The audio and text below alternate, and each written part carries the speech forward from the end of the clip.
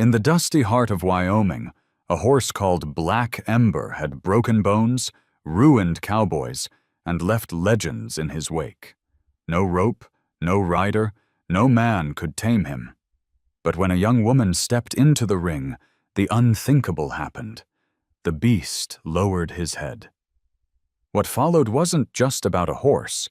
It was a revelation that ripped open 2 decades of silence, exposing a truth that shook a family, a town, and the man who thought he owned it all. The late afternoon sun stretched low over Cheyenne, Wyoming, casting long beams of gold across the dust-choked fairgrounds, where the annual livestock auction drew ranchers from every corner of the state. The air carried a mingling of scents: dry hay, leather worn smooth by work, and the tang of sweat from both horses and men. Pickup trucks lined the dirt road, their beds rattling with feed sacks and coiled ropes, while families climbed into the wooden bleachers, faces flushed with heat and anticipation. The auction wasn't just business here. It was theater, pride on display, and today Jacob Rourke, the man everyone in 3 counties knew, was the star of the show. Rourke stood tall at the center of the barn's ring, his silver belt buckle glinting each time the sunlight slanted through the rafters. At 60, his hair had gone to steel and his jaw to granite, but his voice still carried the weight of a man no one dared challenge. The crowd hushed when he raised a hand. Beside him, held by 3 men straining at the lead ropes, was a beast that seemed less like a horse and more like something conjured from the raw fury of the plains. Black Ember. The stallion's coat shimmered jet black, every muscle tight and restless, his nostrils flaring as if he breathed fire. A jagged white blaze slashed across his forehead, shaped like a flame, the mark that had earned him his name. He reared suddenly, hooves striking the air, and the handlers cursed, boots scraping deep grooves into the dirt as they fought to hold him. Gasps rippled through the crowd. Some men swore under their breath, while mothers pulled children close against their skirts. Jacob Rourke's voice rose above the chaos, gravelly yet deliberate, the kind of voice meant to cut through storms. 15 seconds, he declared, letting the words fall heavy into the silence that followed. Any man or woman who can stay on this devil's back for 15 seconds will own him, free of charge. The barn erupted with disbelief. Laughter, scoffing, mutters of madness filled the air. But beneath it all was the sharp spark of greed. 15 seconds. 1/4 of a minute. To own a horse like Black Ember would mean prestige, power, maybe even fortune. An old cowboy near the rails spat into the dust. "Ain't a soul alive can last 2 seconds on him," he said. "That thing'll tear a man in half before he knows which way's up." The stallion struck the ground, dust exploding around his hooves, his scream echoing like thunder, trapped inside the barn. The sound tightened every throat, because it wasn't just noise. It was defiance. It was a warning. Rourke leaned against the rail, his mouth twisting into something between a smirk and a dare. His eyes scanned the crowd, pausing on familiar faces.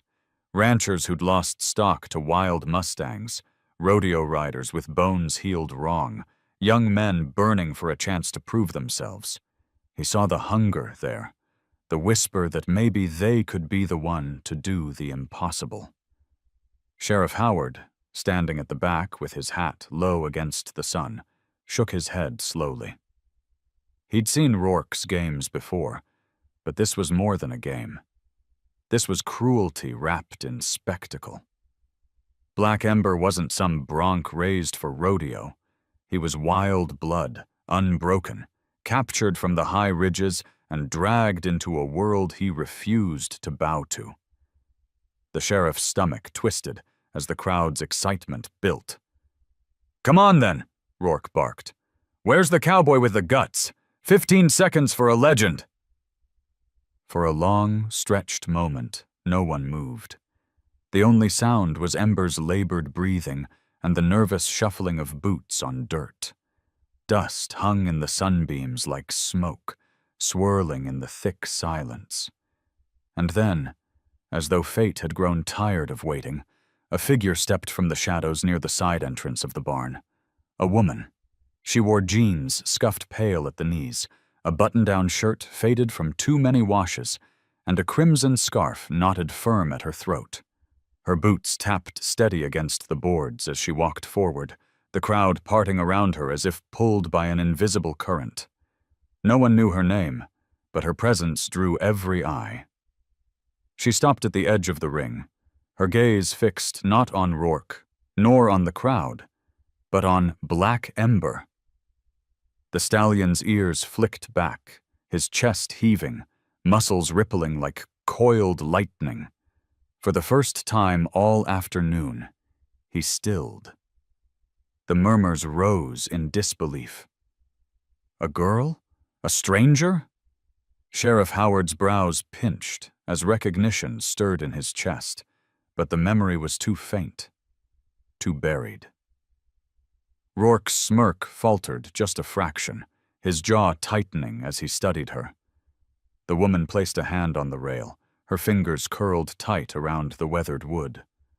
Her voice, when it came, was low but steady. "I'll ride him." The barn went silent again, deeper this time. Somewhere a child whispered, "She's crazy." A cowboy barked out a laugh, but it fell flat against the weight of her words. Jacob Rourke's eyes narrowed, searching her face as though peering through decades of dust. There was something about the way she stood, the quiet fire in her stare, that tugged at a corner of memory he didn't dare touch. He clenched his jaw, then spat into the dirt. "Fine, but don't say I didn't warn you.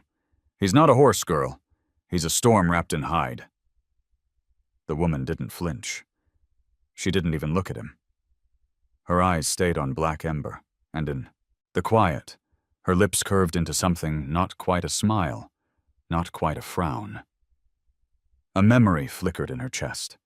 Her mother's voice, soft as a lullaby, whispering about a colt with fire on his forehead. The crowd leaned forward, waiting for the madness to unfold. The storm had only just begun. The crowd in the Cheyenne barn could not quite decide if they should laugh or hold their breath. The woman who had stepped forward didn't carry herself with the swagger of a rodeo rider or the bravado of a cowboy aching to prove himself. She looked ordinary, too ordinary for this stage. Her jeans were faded to a gray blue, her boots cracked and dulled, the crimson scarf around her neck the only flash of color against the dust. Yet the steadiness in her step carried a weight that silenced jeers before they fully took root. Sheriff Howard felt his chest tighten. He'd been standing at the edge of the bleachers, arms crossed, trying to make sense of why she looked familiar. It had been more than 20 years since he had last seen Mary Bennett. Sharp-eyed, stubborn Mary, who had worked at the Rourke stables until she left town under whispers and shadows. Howard remembered the baby she'd carried, remembered the storm that followed, and suddenly the shape of the woman in front of him fell into place. The jawline was Mary's. The fire in her stare was Mary's. He muttered under his breath, "Lord above." Jacob Rourke shifted uncomfortably at the center of the ring. His hands, always calm and controlled, flexed against the railing as if it burned his skin. He didn't want to look too long at her, because the more he looked, the more the years peeled away. There were echoes in her face, ghosts in her eyes. But he steeled himself, biting back whatever clawed at his ribs. The last thing he would do in front of this crowd was let memory undo him. The handler struggled to keep Black Ember still. The stallion stamped the ground, nostrils flared wide, the whites of his eyes flashing. Yet when the woman stepped closer, his violence faltered for a single breath. His ears twitched toward her, as though catching a note in the air that no one else could hear. The crowd saw it too. They leaned forward, whispering to one another, unease mingling with awe. "Name?" someone shouted from the bleachers. She lifted her chin, her voice clear. "Clara Bennett." The name rippled through the crowd like a stone dropped in still water. The surname was ordinary, one of many in Wyoming, yet to a few in the barn it struck with precision. Sheriff Howard exhaled sharply, his suspicion confirmed. He whispered it again. Bennett, as if the sound alone might conjure the memory of Mary standing at this very place with dreams bigger than the town could allow. Clara kept her eyes on Black Ember, not on the crowd, not on Jacob Rourke. Her heartbeat pounded against her ribs, yet her steps did not falter. She had grown up hearing stories of this horse, though in her memories he had been nothing more than a colt, a spirited shadow trailing behind her mother on the Bennett pasture. Her mother had whispered about the blaze on his forehead, a white flame no one could mistake, and had said, "Some creatures carry fire inside them. You can't break them. You can only walk beside them." Rourke forced a laugh, the sound brittle. "You? You think you can ride him?" Clara turned her head at last, her gaze cutting into him with a calmness that made the words in his throat dry up. "I didn't come here for your wager," she said. "I came because he remembers me, and I remember him." The silence that followed was different now, heavier, charged. The handlers glanced at Rourke for instruction, their knuckles white on the ropes. Ember tossed his head, muscles quivering beneath the sheen of sweat, but his eyes stayed fixed on the woman with the crimson scarf. A cowboy in the front row barked a laugh to break the tension. "She'll be dead before her boots hit leather." His words sparked a few nervous chuckles, but no one truly believed them. Something about the scene unfolding carried a gravity that silenced bravado. Sheriff Howard stepped forward, his voice steady but laced with urgency. "Clara, you don't have to prove anything to this crowd. That horse has ruined men twice your size." Clara's eyes softened when she met the sheriff's gaze. For a moment, the hard edges of her defiance slipped, revealing a glimmer of the girl she once was, the one Howard had glimpsed riding bareback across the prairie fields, her laughter trailing like birdsong. She shook her head gently. "I'm not here to prove anything, Sheriff. I'm here to remember. And maybe to remind him." Her words struck something deep in Rourke.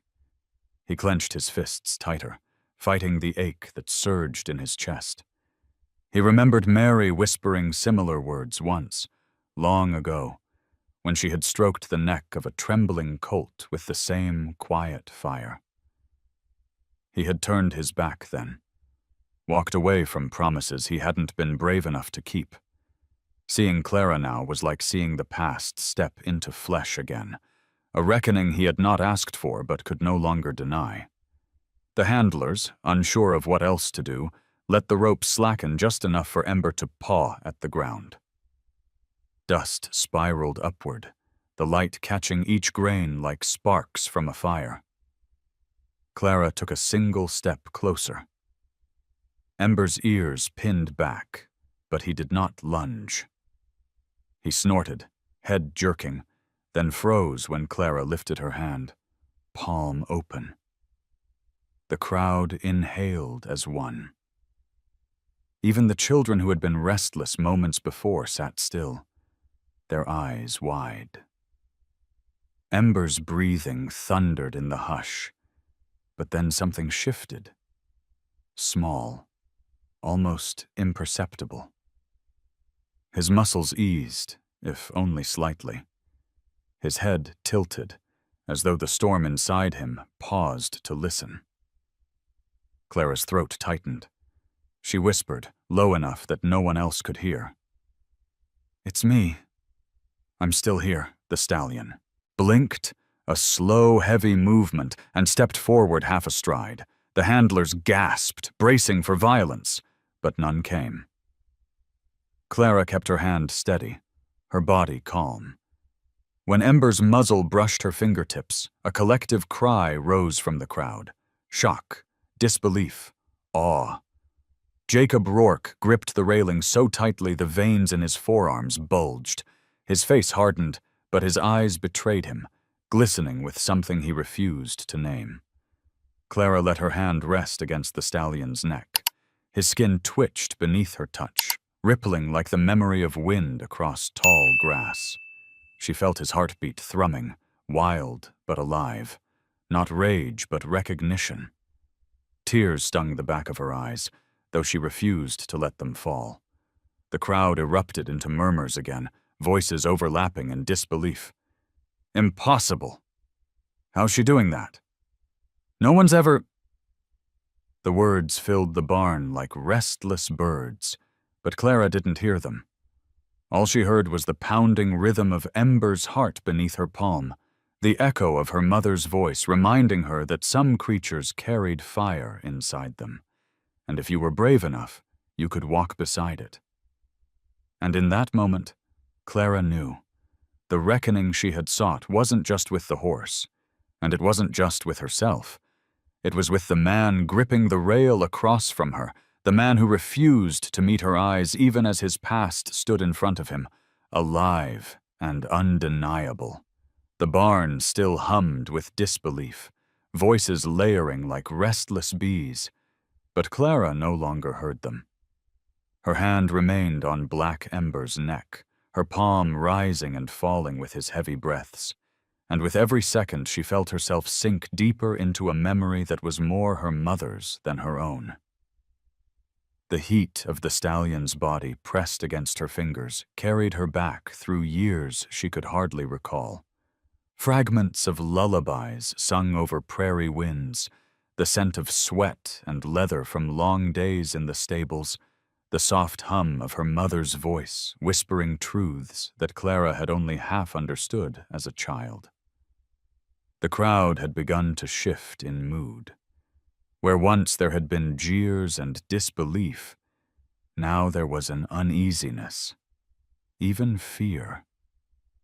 Cowboys who had bragged about their own rides at rodeos stared, wide-eyed, at the way Ember stood beneath Clara's touch, as though tethered not by rope, but by some invisible thread. Rourke still clung to the railing, his expression stone, but his knuckles were white as chalk. He could not take his eyes off the woman standing where Mary Bennett once stood. It was as if the years had folded back on themselves, and time had betrayed him. Clara, meanwhile, let herself drift. The barn around her blurred. She remembered nights as a little girl when her mother would take her out to the edge of the pasture, lifting her onto a fence post to watch the horses move against the moonlight. There had been one colt, restless and dark, that always kept near, his small blaze glowing white even in the dim. Mary had whispered, "That one will never bow his head, but he'll know you if you learn to listen." Clara had laughed, too young to understand, yet the words burrowed into her. Now, standing before the grown stallion, she felt that seed blossom into truth. Ember snorted suddenly, tossing his head, and the crowd gasped, but Clara did not move away. Instead, she took a breath and hummed a few notes. Off-key, fragile, but familiar.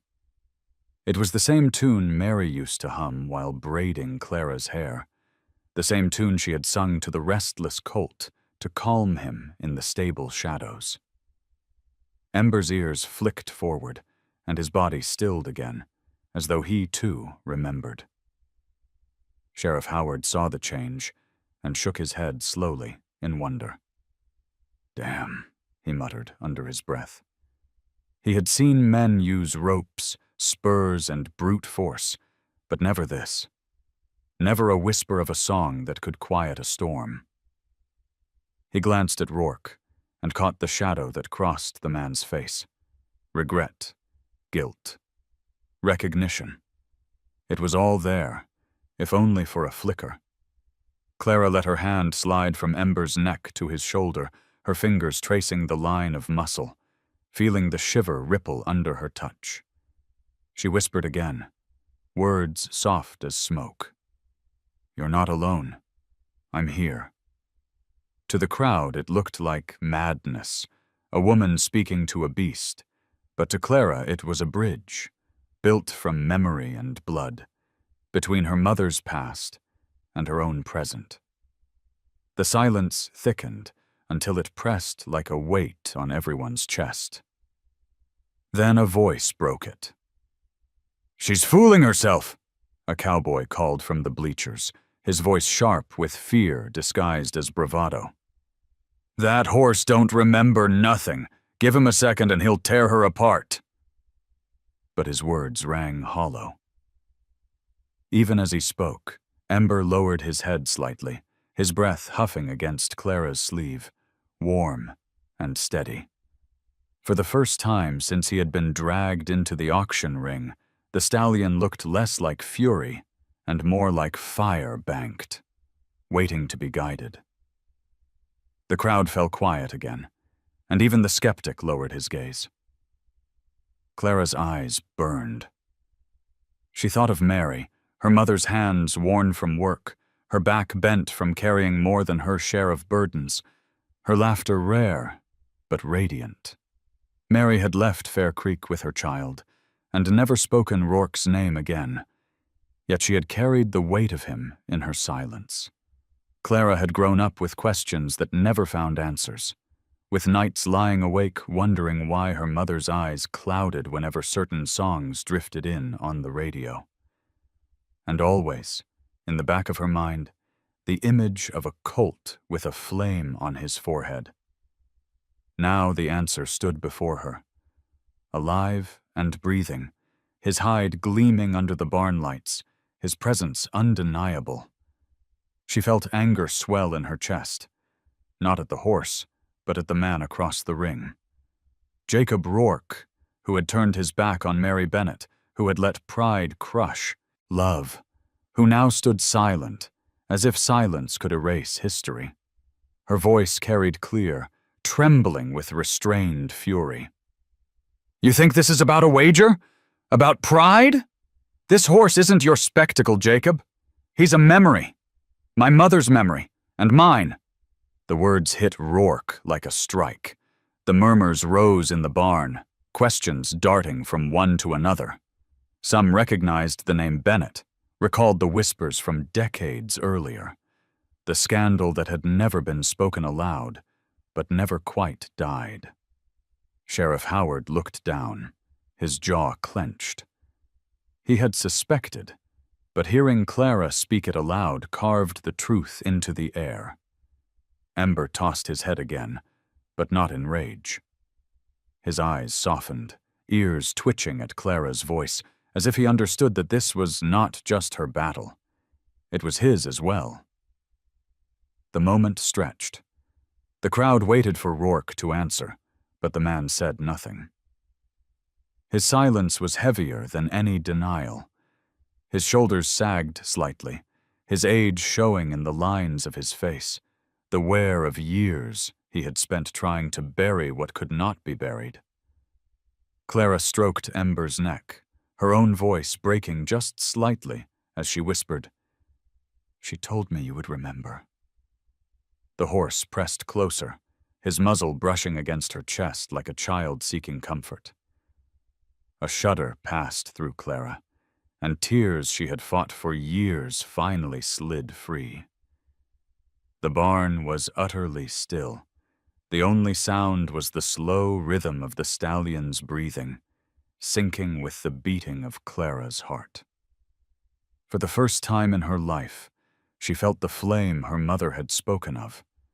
The flame carried not just by ember, but by her own blood. It was wild, untamed, and it had brought her here, to this moment of reckoning. The challenge had begun with a wager, but as the dust swirled and the crowd sat in stunned silence, it was clear to all that what burned in that barn was far greater than 15 seconds on a wild horse's back. It was memory. It was legacy. It was truth clawing its way into the open air. And Clara, standing with her hand on Black Ember's neck, knew she was ready to let it burn. The heat inside the barn pressed down heavy, as if the very rafters leaned closer to witness the impossible scene unfolding. Dust still hung in the air from Black Ember's restless stamping, but there was a hush now, a silence thick enough to make every creak of the wooden beams sound like thunder. The stallion's eyes, wild and bright as coals, stayed locked on the woman before him. For years he had been nothing but fury and violence, throwing riders like rag dolls, breaking bones, refusing every attempt at control. But now, as Clara Bennett's hand lingered against his neck, his eyes seemed different, no less wild, but tempered with something the crowd struggled to name.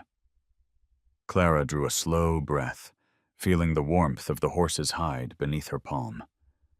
She remembered her mother's words, the warning that some creatures carried storms inside them, storms you could never cage, but only walk alongside.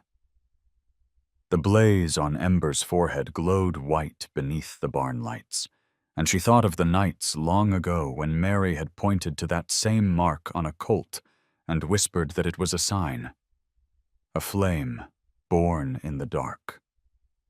Clara had been a child then, but now the truth of those words settled deep inside her chest. The handlers holding the ropes were frozen in disbelief, unsure if they should yank Ember back or let him stand. One of them muttered, "He's never done that before?" his voice cracking under the weight of fear and wonder. Sheriff Howard stepped forward, eyes narrowing as he studied the horse and the young woman. He had seen his share of rodeos, his share of bronc-busting disasters, but he had never seen a stallion this wild drop his head in quiet recognition. Jacob Rourke stood rigid at the rail, but inside his chest a storm raged. The sight of Clara's steady hand on the horse's neck tore open a wound he had buried decades ago. It was Mary's face he saw superimposed over Clara's, the same calm defiance, the same fire that would not yield. He clenched his jaw so hard that the muscle in his cheek twitched. The crowd could not see the memories clawing at him, but they could see his silence. And silence in a man like Rourke was more damning than any outburst. Clara leaned closer, her lips moving with words no one else could catch. Ember's ears swiveled, his breathing slowing, his eyes still fixed on her. To the onlookers, it was sorcery, madness. But to Clara, it felt like recognition, a thread strung from her childhood through her mother's stories into this very moment. She whispered the name her mother had once used for him, Flame, and the stallion shivered, not with rage, but with memory. A ripple moved through the audience. Men who had come expecting to see blood and broken bones now shifted in their seats, caught between awe and unease. A woman near the front clutched her child's hand tighter, whispering, "It's like he knows her." The words traveled, growing louder as they passed from lip to lip, until the entire barn buzzed with the possibility that this was not chance, but fate. "Enough!" Rourke barked suddenly, his voice echoing through the rafters. His face was flushed, his composure cracking. "This is a trick. That horse isn't tamed. You'll see the truth soon enough. His words struck hard, but even he heard the hollow ring in them. Clara did not flinch, did not turn her head. She kept her eyes on Ember, her body still, her hand steady. The stallion shifted his weight. The muscles in his legs coiled, but instead of lunging, he stepped toward her, closing the space between them. The barn erupted with gasps. A cowboy muttered a prayer. Another cursed under his breath. Sheriff Howard's hand went instinctively to the badge on his chest, as if the weight of law might anchor him in this storm of disbelief. But Clara stood her ground. Muzzle brushed against her shoulder, his breath hot against her neck, and in that moment the crowd was convinced they were watching a storm surrender. Clara closed her eyes, letting the sound of Ember's breathing fill her. She thought of Mary again, her laughter in the kitchen, her silence when asked about Clara's father, her endless strength in the face of whispers that chased them out of town. She thought of how Mary had always carried something unspoken, and how now, standing in this barn, Clara finally understood. This horse was part of that silence, part of that memory, part of the truth Mary had kept locked away. The crowd leaned forward, waiting for violence, but what they saw instead was stillness. Ember lowered his head further, the flame-shaped blaze on his forehead nearly brushing against Clara's chest. It was an act no one had ever witnessed from him, not even the handlers who had fought to restrain him day after day. To the men in the barn, it looked like surrender. To Clara, it felt like trust. She stroked his neck again, her voice low but clear enough for the nearest Rose to hear. You're not a storm to be broken. You're fire, and fire remembers where it came from. The words rippled outward, carried by the silence, until even those in the back felt the weight of them. Rourke turned his face away, his hand gripping the rail so tightly the wood groaned. He could not watch the past staring back at him, not in the shape of a daughter he had never claimed, and a horse that carried the ghost of the woman he had abandoned. The crowd noticed, and murmurs rose again, questions sparking in every corner of the barn. For Clara, none of it mattered. She felt the heat of Ember's body, the steady pulse beneath his skin, and for the first time since she had buried her mother, she felt that she was not alone. The eyes of the wild horse met hers, and in them she saw not just fury, but recognition. Not just fire, but memory. And in that moment, she knew that what bound them together was not chance, not spectacle, but blood and truth. Truth that the whole town was about to face. The air in the auction barn thickened until it felt like every breath might shatter. Black Ember stood so close to Clara that the heat of his body seemed to wrap around her. His ears twitched, nostrils flaring with a sound that rumbled low, but he did not strike. The crowd, dozens of ranchers, riders, wives, and children, watched in awe. Some leaned forward as though by leaning they could draw closer to the mystery. Others shrank back, uneasy that what they were witnessing might defy everything they had believed about beasts and men. Jacob Rourke felt their stares turning toward him. He was the man who had declared this challenge, the man whose pride had filled these rafters year after year.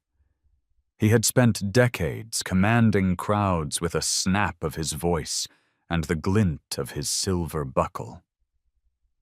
But now, as his hands gripped the railing, he felt the shift. Their eyes no longer saw him as the unshakable master of livestock, but as a figure caught between silence and truth. Clara stroked the stallion's neck again, whispering something none could hear. The great chestnut and black beast blew out a long breath, shoulders easing though his muscles still coiled like wire. The handlers looked to Rourke, uncertain whether to pull Ember away, but he gave no order. He couldn't. His voice had left him, trapped somewhere between rage and shame. Sheriff Howard cleared his throat from the side of the ring, his voice steady and low, but with an edge sharp enough to slice the silence. "Jacob, I've known you 30 years. I've seen you talk men down from fights and raise prices higher than a man could afford. But I've never seen you quiet like this. Why?" The sheriff's words stirred the crowd, feeding the whisper that had begun to crawl between them. Some of the older faces remembered Mary Bennett, the girl with fire in her eyes who had left town suddenly, whispers of heartbreak trailing in her wake. Their glances darted between Clara and Rourke, and suspicion took root. Rourke straightened, forcing his voice into the gravelly boom that once silenced whole barns. "This means nothing. A horse is unpredictable. He's tricked you. She's tricked you. Don't be fooled into thinking this is anything more than a show." But the words rang hollow, echoing in the rafters, without the strength they once carried. Boone Carter, an old horsebreaker with scars along both arms, spat into the dirt near his boots and muttered just loud enough to be heard, "That ain't no trick. That's memory. I seen it once before, when Mary sang to a colt in this very barn." His voice cut deep, because everyone knew Boone never wasted breath on lies. Clara lifted her chin then, finally turning her gaze toward Jacob Rourke. Her eyes were steady, unflinching, as though every year of silence and every question about her mother had coalesced into this single stare. Ember stayed beside her, his flank brushing against her arm, the blaze on his forehead gleaming under the harsh lights. "This isn't a trick," she said, her voice carrying clear. "This horse knows me. He knew my mother before me. And you—" She let the pause hang heavy, each heartbeat a drum in the barn. "You knew her too, didn't you, Jacob?" The crowd erupted in murmurs again, louder this time, suspicion turning to certainty in their tones. Some shifted uncomfortably, unwilling to believe the auctioneer they revered could be tied to such a story. Others leaned closer, hungry for truth. Rourke slammed his palm against the railing. "Enough!" his voice thundered, but even in its force there was a crack, a fissure too obvious to hide. "You don't know what you're talking about. You've no idea who I am or who your mother was. You think a horse's nod means truth? You think whispers can change a man's name?" But Clara did not flinch. She took one slow step toward him, Ember following as if tethered by invisible rope. The crowd drew back instinctively, creating space as though the weight of what was unfolding needed room. Clara's scarf fluttered with the draft of the stallion's breath, crimson against the dust. "You can shout down this crowd, Jacob," she said softly, but with a force sharper than his booming voice. "But you can't shout down blood. You can't bury memory, and you can't deny what stands in front of you." Ember stamped once, the sound reverberating through the boards like a gavel striking wood. The noise startled some children, who clung tighter to their parents, but it also sealed the moment with an authority no man could imitate. Sheriff Howard's eyes narrowed, watching Rourke closely. "She's not asking for spectacle. She's asking for truth, and you're the only one who can give it." The barn grew unbearably still. Every person, every breath seemed suspended. Rourke's pride warred inside him with the truth he had carried like a stone in his gut for decades.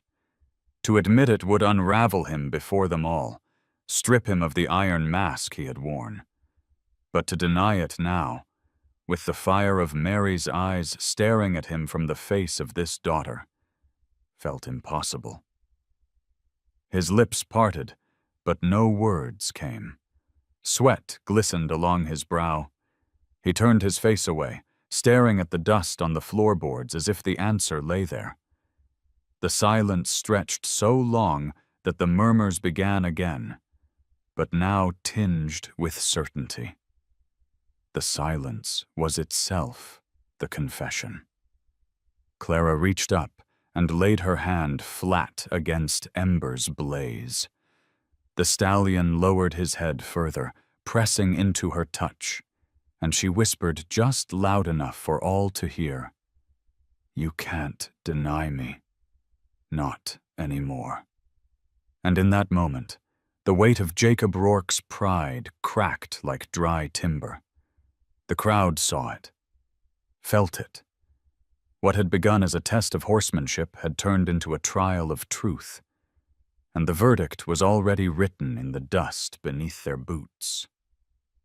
The barn smelled of dust, sweat, and anticipation, a mixture that clung to the rafters as tightly as the whispers swirling through the crowd. Jacob Rourke still leaned hard against the railing, his jaw stiff, his silence speaking louder than any denial.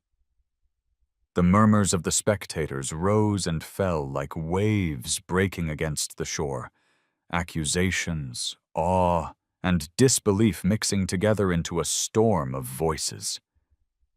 In the ring, however, there was only stillness. Clara Bennett stood with one hand resting against Black Ember's blaze, her scarf lifting gently with every exhale from the stallion's nostrils. The two seemed frozen in their own world, a pocket of quiet that defied the chaos around them. Then, without hesitation, Clara turned toward the handlers, her voice cut clean through the air, steady and calm. "Take the ropes off him." The men blinked, unsure if they had heard her correctly. One shook his head violently. "Ma'am, that's suicide! This horse will tear the boards down." Clara's gaze never wavered. "He won't. Not with me." The demand rippled through the crowd, shocking in its audacity. Some shouted objections, others muttered prayers. Sheriff Howard stepped forward, his voice low but firm. "Let her. If she believes it, then let her prove it." His words carried authority, and slowly, reluctantly, the handlers obeyed. The ropes fell away, and for the first time since he had been dragged into this place, Black Ember stood unbound. The crowd held its breath, waiting for an explosion of fury, for hooves to fly and boards to shatter. But the stallion remained still, his muscles taut, his eyes glowing like coals as they stayed fixed on Clara. She moved slowly, lifting the worn saddle from the fence rail where Boone Carter had dropped it earlier. Her arms trembled with the weight, but her resolve did not falter. She stepped close, whispering under her breath words no one else could hear. Ember shifted his weight, pawing once at the dirt, then lowered his head as she pressed the saddle gently onto his back. The sound that filled the barn was not the scream of a furious horse, but the creak of leather settling against hide. Gasps broke from the bleachers. No one had managed to lay a saddle on him without being thrown or bitten, yet here he stood, tense but still. Clara's hands worked quickly, buckling the girth strap, her motions practiced though not polished. She had learned by watching, by helping at rescue stables, never imagining she would need the skill for this moment. When she was done, she let her hand rest once more on his neck, her touch light as breath. Jacob Rourke's heart pounded against his ribs. Every muscle in his face pulled tight. He wanted to shout, to stop this madness, but the words lodged like stones in his throat. He could not tear his eyes away from the sight of her, the echo of Mary in every gesture, every whisper. Clara placed her foot in the stirrup. The crowd rose to its feet, a wave of disbelief sweeping through them. Some cried out warnings, others egged her on, desperate to see if she would survive. Ember tensed, his muscles coiling like springs, but he did not bolt. With one swift motion, Clara swung herself onto his back. For a heartbeat, the world seemed to stop. Then the storm broke. Ember launched into the air with a power that shook the ground. His hind legs kicked high, his body twisted, and dust exploded beneath his hooves. The crowd screamed. A man shouted, "She's finished!" Another woman buried her face against her husband's chest. But Clara held firm, her hands gripping the reins lightly, her body moving with the stallion instead of against him. She whispered through clenched teeth, the words carrying only to Ember's ears. "It's me. You know me. Remember." The stallion bucked again, higher this time, his front hooves striking out, but Clara's boots stayed rooted in the stirrups. Her back stayed straight, her balance unbroken. The noise in the barn rose to a roar, the clatter of boots on boards as men stamped in shock and disbelief. Sheriff Howard stood unmoving, his eyes wide. He had seen men with decades of experience thrown within seconds, bones snapped like twigs, but never had he seen a rider, least of all a woman, a stranger, remain calm atop the bestia. Boone Carter muttered a curse under his breath, his hands trembling as he gripped the rail. She ain't riding him. He's letting her. And Boone was right, for after the third violent buck, something shifted. Ember slowed, his movements less wild, his breaths ragged but measured. Clara leaned forward, her hands soft against the reins, and whispered again. Her words were not commands, not orders, but reminders. She told him of nights on the pasture, of a woman with soft hands and a strong voice who had once loved him as a colt.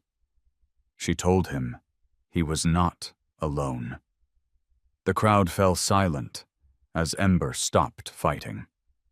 He reared once more, a final test, his front hooves slicing the air, but when he came down, he did not throw her.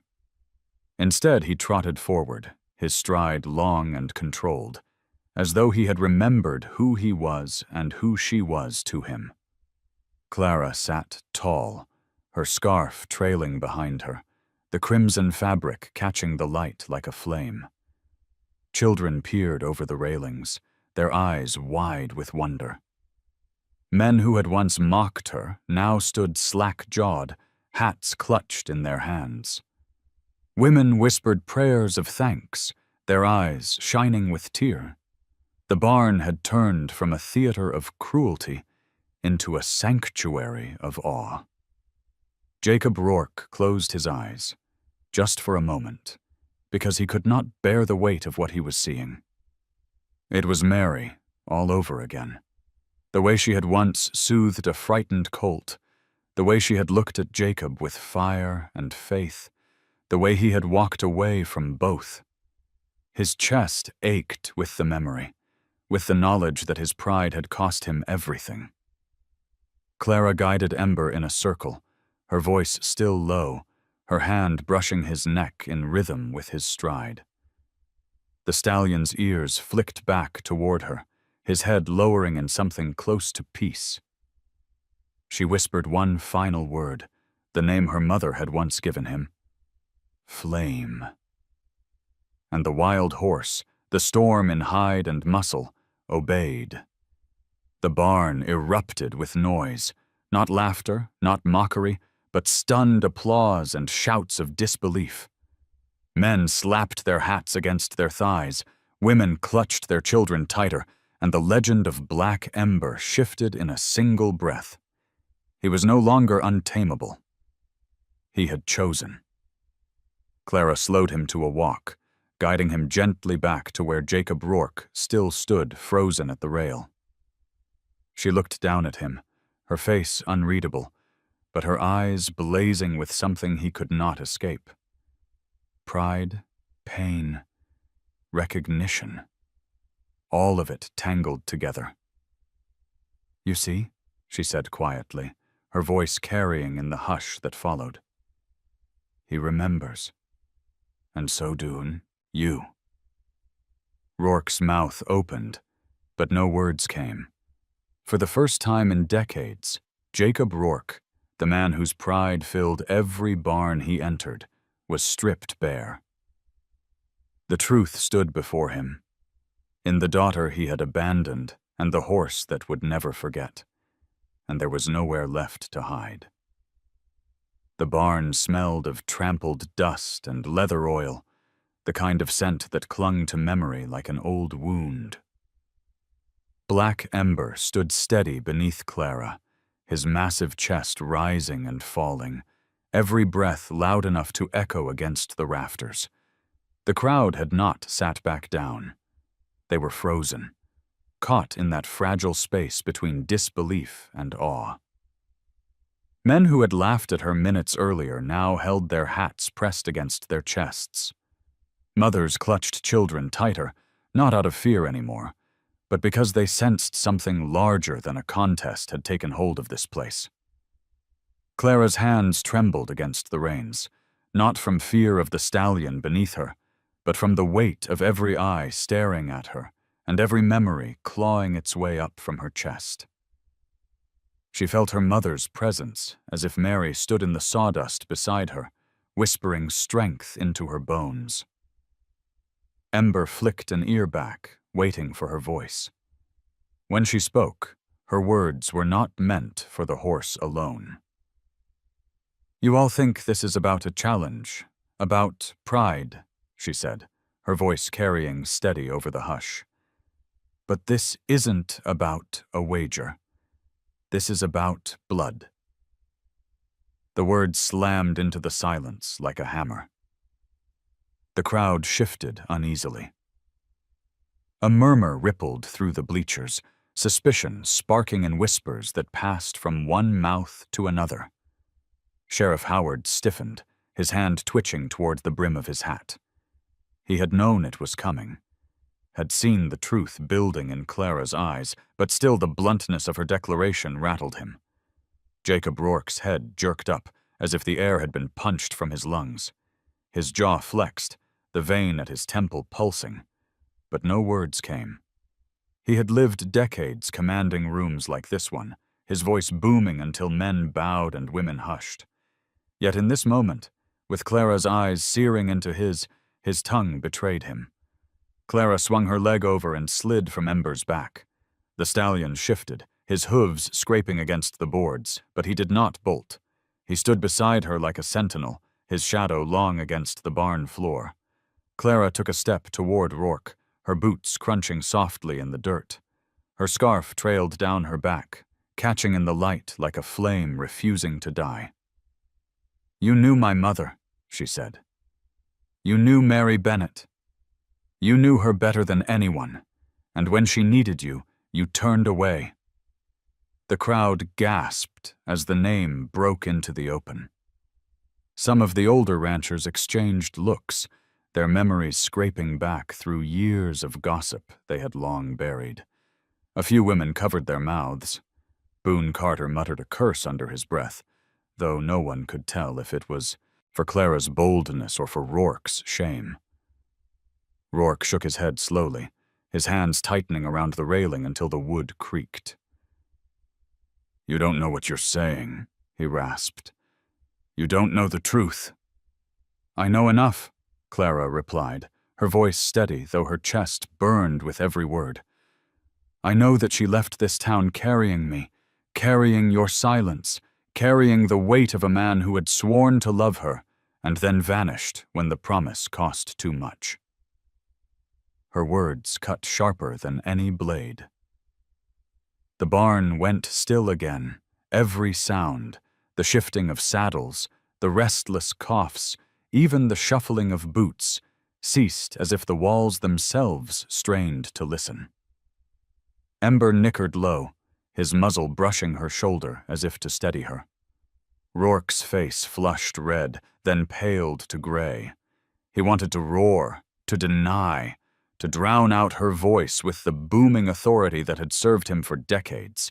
But when he opened his mouth, the only sound that came was breath. He turned his head away, eyes searching for escape among the planks and posts of the barn. Sheriff Howard's voice broke the silence, calm but edged with steel. "Jacob, is it true?" The question hung heavy, impossible to ignore. The sheriff's authority carried weight. It wasn't just Clara asking anymore. It was the town. Rourke swallowed hard, his throat working visibly. At last he said, "She doesn't understand. She's confused. Mary was... she was..." His words faltered.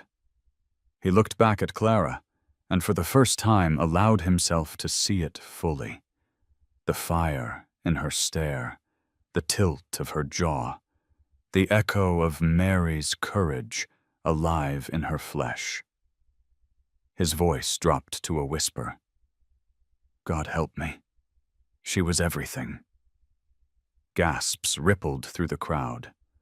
Rourke's attempt at denial collapsed beneath the weight of his own confession. Clara's knees felt weak, but she refused to let her body yield.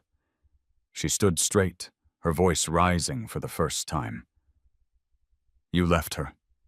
You left both of us. But you can't leave this truth behind. Not anymore.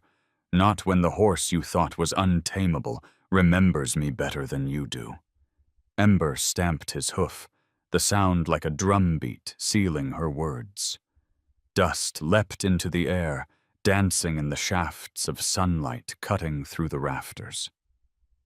The crowd's murmurs built again, no longer in disbelief but in judgment, in recognition of the reckoning unfolding before them. Rourke's face crumpled, pride and shame warring across every line. He had built an empire from livestock and grit, but in this single moment, that empire cracked. What stood in its place was not the feared auctioneer, but an old man confronted by the blood he had tried to forget. Clara felt tears burning hot behind her eyes, but she held them back. She would not give him the satisfaction of seeing her break. Her voice was sharp, carrying across the barn. "This isn't about winning a horse, Jacob. This is about the truth you buried." And today the whole town heard it.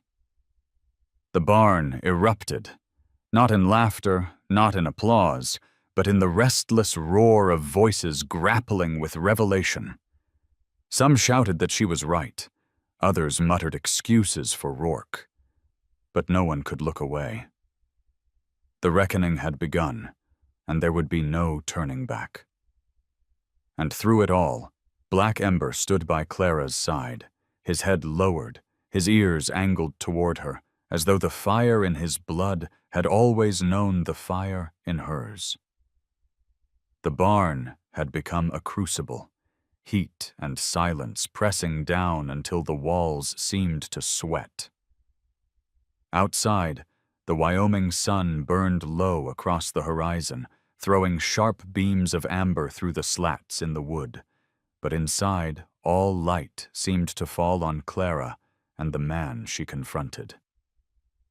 Black Ember stood beside her, a living shadow, his head low, the flame-shaped blaze on his forehead glowing as if it had been branded for this very hour. Clara's words still lingered in the rafters. "You left her. You left both of us." The echoes had silenced the crowd, turning their laughter and doubt into stunned quiet. The people of Cheyenne, ranchers hardened by winters, mothers who'd buried sons, Men who'd lost fortunes on horses that couldn't be tamed, now stared not at a spectacle, but at a wound long hidden, torn open in front of them. Jacob Rourke looked older than anyone had ever seen him. His shoulders sagged, as if the weight of decades had finally settled onto them. He opened his mouth once, twice, but nothing came. The words that had built his empire, the voice that could raise bids to the sky, failed him. He was left only with silence. Clara stepped forward, her boots grinding in the dirt, her hand still brushing Ember's mane as if the horse's steady presence could anchor her.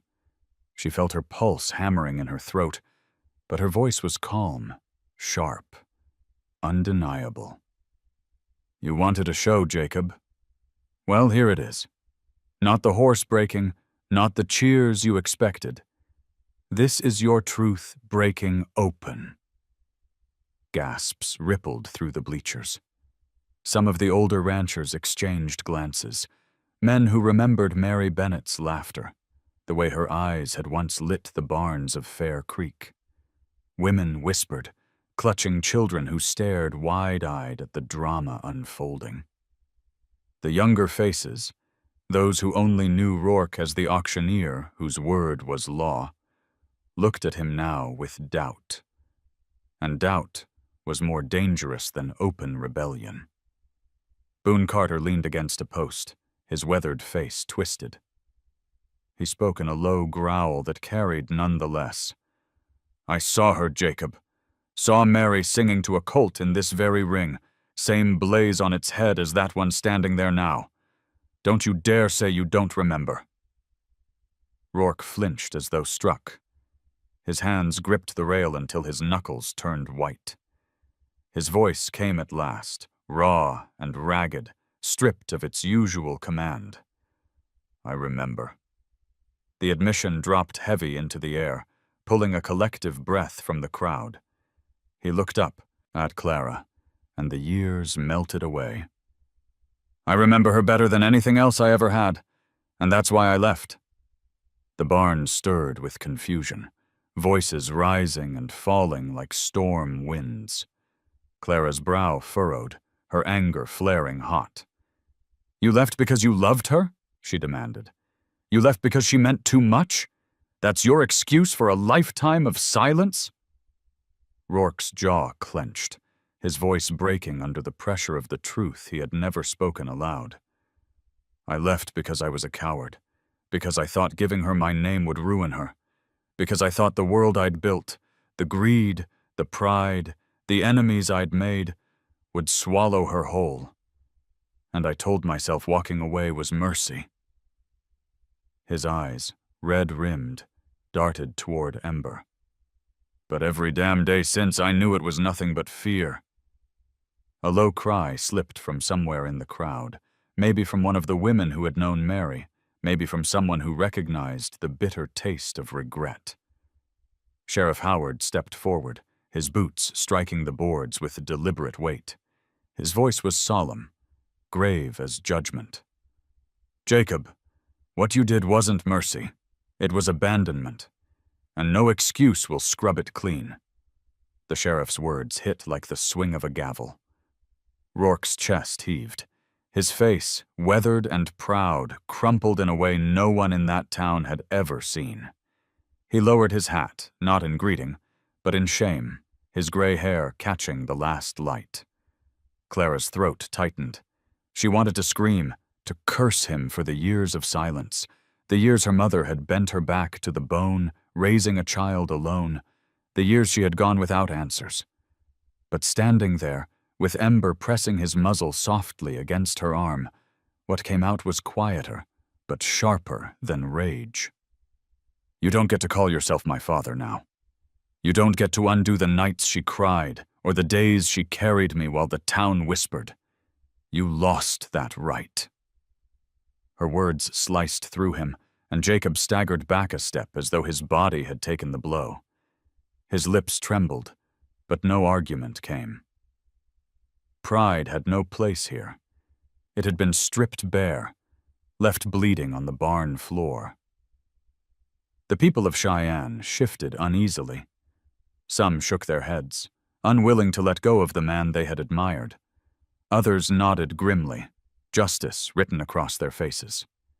Irene Kavanaugh, the town's oldest gossip, stood at the back with her cane planted firm, her eyes burning brighter than any lamp.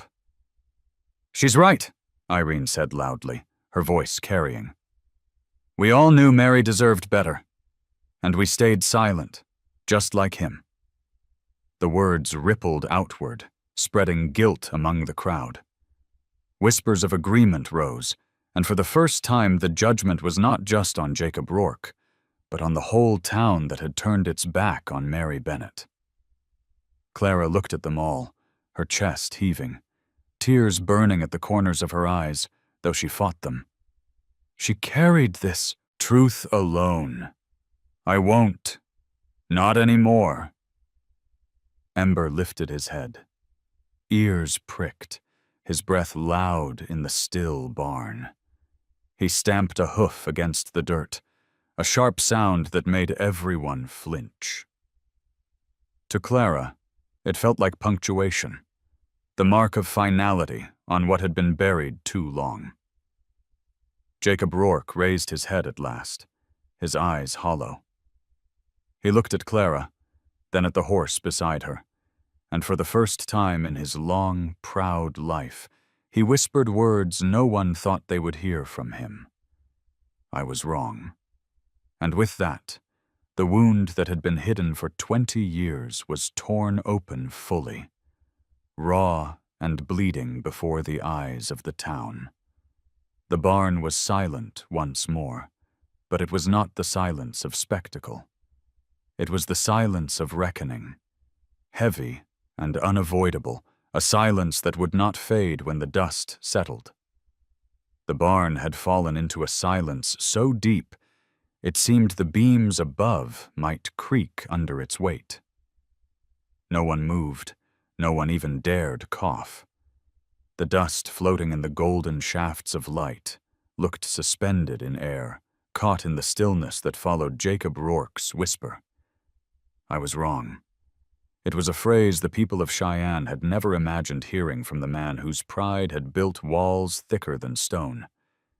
Yet here he stood, his hat dangling limp in his hands, his face pale and weathered, his eyes fixed not on the crowd, but on the daughter he had never claimed.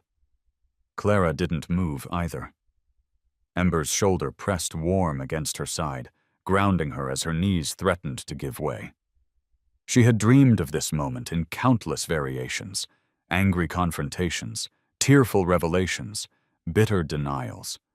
But never had she imagined Jacob Rourke standing before her stripped of all armor, his voice ragged with a confession no amount of years could soften. The crowd rustled, their whispers gathering like wind before a storm. Irene Kavanaugh leaned heavy on her cane, her sharp voice cutting through the murmurs. "Go on then, Jacob. Tell her. Tell us all what you've kept buried." Rourke swallowed hard, his throat bobbing like a man about to face a hangman's noose. He looked down at his boots, dust clinging to the cracked leather, then raised his gaze to meet Clara's. His eyes were bloodshot, not from drink or exhaustion, but from the force of holding back tears he'd never allowed himself to shed. "When your mama told me she was carrying you," he began, his voice hoarse, "I was 25 years old and thought myself a king. I had land, money coming in from auctions, and enough pride to fill every acre of Wyoming. But what I didn't have was courage. Not the kind that matters. When she told me, I panicked. I told her I needed time. Time to think, time to figure it out. Truth is, I wasn't thinking at all. I was running." Gasps sounded in the bleachers, though quiet ones.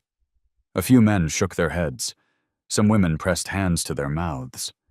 Clara's heart pounded, each beat echoing the words her mother had never spoken, aloud, but had carried in her silence. Rourke's voice cracked. "I told myself lies to make it easier. Said to myself Mary deserved better than a man like me, that giving her my name would tie her to the enemies I'd made, to the debts and fights I was drowning in. I told myself leaving was protecting her, but that was just a coward's excuse. He dropped his gaze, shame etched deep into the lines of his face. I wasn't protecting her. I was protecting me. The barn shifted, the people's judgment heavy in the air. Some muttered that at least he'd admitted it, others hissed that a real man never would have walked away.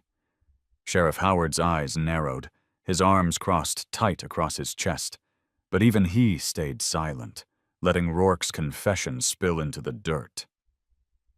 Clara's throat tightened, but her voice came clear. You left her to raise me alone. You left her to work herself raw while this town whispered behind her back. Do you know what it's like to grow up hearing your father's name only as a curse? To see the woman who loved you most break herself in half just to keep food on the table? Her voice cracked on the last words, but she held herself tall. Ember shifted his weight, nudging her arm, as though the stallion himself could sense the breaking point in her chest. Rourke's jaw quivered, and for the first time his tears fell. He didn't wipe them away. He let them trace the weathered lines of his cheeks, let them show what he had hidden for 20 years. Every night, Clara, he whispered. Every night I thought of her, and of you. I told myself I'd go back when I'd made enough money, when I'd built a life worthy of you both. But the years kept rolling, and my pride built walls I couldn't climb.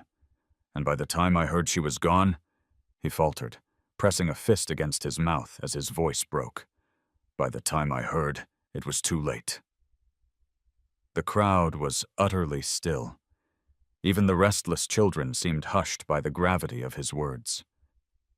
The barn was no longer an auction hall, but a courtroom, and Rourke was both witness and defendant, spilling testimony no one had expected to hear. Clara's vision blurred with tears she fought to contain. Her mother's absence had been an ache so constant she had nearly grown used to it. But hearing the man before her admit his cowardice ripped the wound open fresh. You don't get to stand here and ask for forgiveness, she said, her voice trembling. You don't get to erase what you did with a few broken words. My mother deserved your courage. I deserved a father, and you gave us nothing but silence. Rourke nodded slowly, each movement heavy as though it carried stones. You're right. I don't deserve forgiveness. I don't expect it. But I couldn't let you stand in this barn, looking me in the eye, and let another lie slip from my mouth.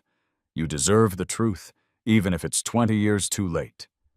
Ember let out a low whinny, the sound startling in the silence, almost as if he, too, bore witness to the confession. The stallion stamped once, dust rising like smoke around his hooves. Clara laid her hand on his neck again, grounding herself. The crowd murmured, some voices sympathetic, others condemning. A rancher shouted, "Took you long enough, Rourke." Another muttered, "Least he said it. Most men wouldn't." The weight of judgment shifted back and forth, but the truth had been spoken, and no one could take it back. Clara felt her chest heave, as though the barn itself pressed down on her. She met Rourke's eyes one final time.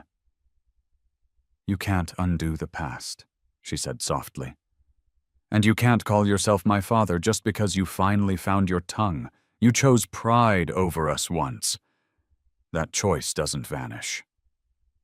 Her words sliced through the barn like a brand through flesh. Rourke closed his eyes, his body sagging with the weight of her verdict. He set his hat back on his head, not with pride, but with the solemnity of a man who had finally been stripped bare. The silence that followed was not the hush of anticipation, but the echo of a wound laid open, a reckoning the whole town had witnessed. The people shifted uneasily, knowing they had seen something raw, something unrepeatable. The auction had ended, but the trial of Jacob Rourke had only just begun.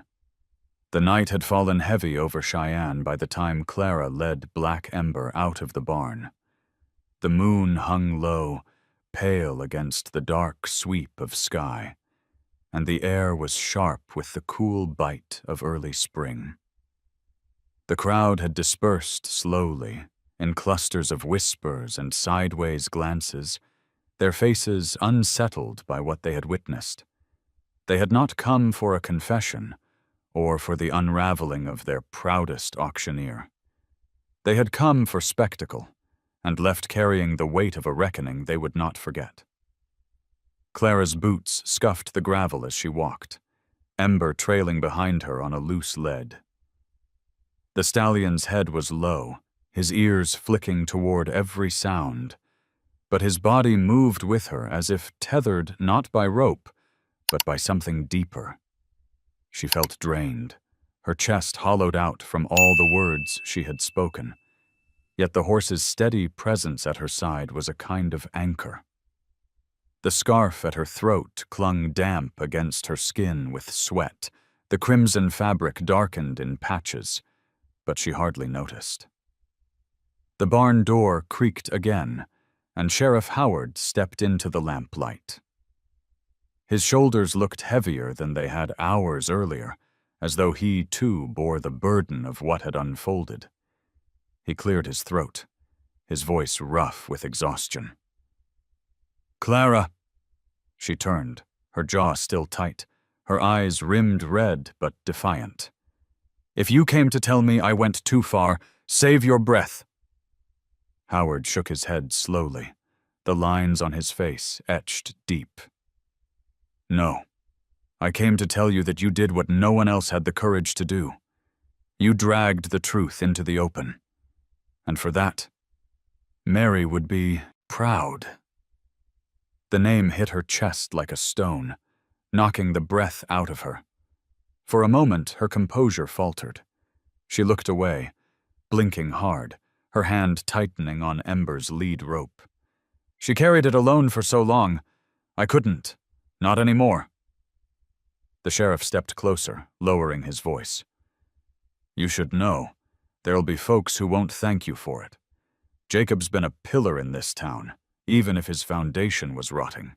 Some will stand with you, but some will turn away. You'll need allies if you mean to stay." Clara lifted her chin, the defiance flickering back into her eyes. "I've stood alone most of my life. I can keep doing it." Howard studied her, then let out a breath that was half a sigh, half a laugh. "Maybe you can. But even the strongest rider needs someone holding the gate." It was then that another figure approached, small against the glow of the lanterns. A boy, no older than 12, with hair shaggy from neglect and boots that looked a size too big. He carried a dented tin pail in one hand and a scrap of bread in the other. His eyes, wide and earnest, fixed not on Clara, but on the stallion beside her. "Ember," the boy whispered. His voice was soft, but the horse's ears flicked toward him instantly. Clara narrowed her gaze. "You know this horse?" The boy nodded, stepping closer, though caution slowed his steps. "I've been sneaking out to the pens at night, feeding him what I could. He was so angry, but he let me close. Guess he was just hungry for more than hay." His cheeks flushed as he added, "Name's Eli." Ember stretched his muzzle toward the boy, breathing in the scent of the bread. Eli held it out, and the stallion took it gently, chewing with a low rumble in his chest. Clara stared, stunned by the ease between them. For weeks, maybe months, while Rourke paraded Ember as a monster, this boy had offered him quiet kindness in the dark. Sheriff Howard raised an eyebrow, the corners of his mouth twitching. "Looks like you've got another ally, Clara, and a stubborn one at that." Clara crouched slightly to meet Eli's eyes. "Why'd you do it? Why risk it? Eli shrugged, his voice barely more than a murmur. Because I know what it's like to be locked out, to be treated like you're nothing. My pa left too. Folks don't listen much to kids like me, but horses listen. The words hit Clara deeper than she expected. She reached out, brushing a hand through Ember's mane, her other hand steadying the boy's pail. Then you know what this means. He's not a storm to be broken. He's proof of what we've all carried. The lies. The silence. The sheriff's voice was low, but his eyes glinted with a fire she hadn't seen before. Clara, if you mean to keep him, if you mean to stand here against Jacob and whoever still clings to him, you'll need to make a choice. This town's about to split down the middle. And once that line is drawn, you can't straddle it. Clara felt Ember's breath warm against her sleeve, felt Eli's small presence at her side, and the sheriff's steady gaze holding hers. She thought of her mother again, of the way Mary had sung in quiet moments when she believed no one listened. She thought of the years of silence, the years of carrying questions with no answers. And then she spoke, her voice firm. I'm not leaving. He's mine now, not because of a wager, but because he remembers. And because through him, I remember too. If this town wants to turn against me, let them. I won't walk away the way he did. Sheriff Howard nodded once, slow and deliberate, as though sealing a pact. Eli grinned shyly, clutching his empty pail. Ember tossed his head, the flame on his forehead catching the lantern light, burning bright against the night. The barn door shut behind them with a final creak, leaving Jacob Rourke alone in the shadows of his empire. He sat heavy on the rail, his hat low over his eyes, the echo of Clara's words still hanging in the dust. For the first time, Jacob felt not like the master of men and beasts, but like a man who had lost everything to his own silence. And across the darkened yard, Clara walked with Ember and Eli at her side, her shoulders squared, her path no longer uncertain. She had found allies in the most unlikely of places. The battle ahead would be fierce, but for the first time in years, she did not feel alone. The next morning, Cheyenne woke to a storm of whispers. In the diners, at the feed store, even in the narrow aisles of the hardware shop, people leaned over counters and spoke in voices sharp with judgment or hushed with sympathy. Clara Bennett's name was on every tongue, spoken with equal parts awe and suspicion. The events in the auction barn had spread like wildfire, each telling more dramatic than the last. Some swore she had bewitched Black Ember with sorcery. Others insisted she had been born with her mother's gift, and a few whispered she was Jacob Rourke's blood come back to haunt him. Clara felt the weight of it as she walked Main Street with Ember tied at a loose lead. The stallion's dark coat shimmered beneath the weak morning sun, his blaze bright as if freshly painted. People stopped and stared openly, their faces masks of conflicted curiosity. A woman drawing water outside the cafe nodded respectfully before quickly turning her back. Two ranch hands spat into the dirt and muttered loud enough for her to hear. She's just looking for his land. Ain't no other reason. Eli trailed behind her, small shoulders hunched under the scrutiny. He carried a bundle of hay under his arm, determined to help, though it was nearly too heavy for him. Clara caught his eye and gave a faint smile, but her stomach churned. She was no stranger to being watched. As a child, she had lived with the whispers that followed Mary Bennett everywhere. But to carry them now, in her mother's absence, was heavier than she expected. At the far end of the street, Sheriff Howard stood on the wooden porch of his office, arms folded across his chest. His presence alone quieted some of the mutters, though he said nothing. His eyes tracked Clara and Ember until they disappeared around the corner toward the stables. Only then did he step down into the street, tipping his hat against the glare of the sun, his face unreadable. Inside Boone Carter's stable, the air smelled of straw and leather polish. Boone himself leaned against a post, chewing thoughtfully on a piece of straw as Clara led Ember into an empty stall. The old horsebreaker's face was creased deeper than saddle leather, his eyes narrow as he watched the stallion move with surprising calm. Never thought I'd see the day," Boone muttered. "That beast walking quiet beside anybody, let alone you?" Clara wiped her hands across her jeans. "He's not a beast. He just needed someone to listen." Boone spat into the dirt. "Maybe so, but don't think that'll change the minds of folks out there. Half of them think you're a miracle. The other half think you're a curse." He straightened, his tone sharpening. "And some of them, they think you're a threat to Jacob." The words struck like a spark in dry grass. Clara felt her throat tighten. "I never asked for his land or his name. All I wanted was the truth." "Truth don't keep men warm at night," Boone replied. "Land does. Power does. And Rourke's held both for longer than most of these folks been alive. You take that away, even just in reputation, and you'll find more enemies than friends." Clara didn't answer. She stroked Ember's neck, feeling the steady pulse beneath his skin. The horse flicked an ear back toward her voice, calm in a way that reassured her. Still, the old man's words echoed. She knew too well that towns built on pride and silence rarely gave up either without a fight. That evening, the division became visible. Outside the saloon, men clustered around, arguing loud enough to echo down the street. One voice shouted that Clara had brought shame to the town by humiliating Rourke. Another countered that it was Rourke's shame all along.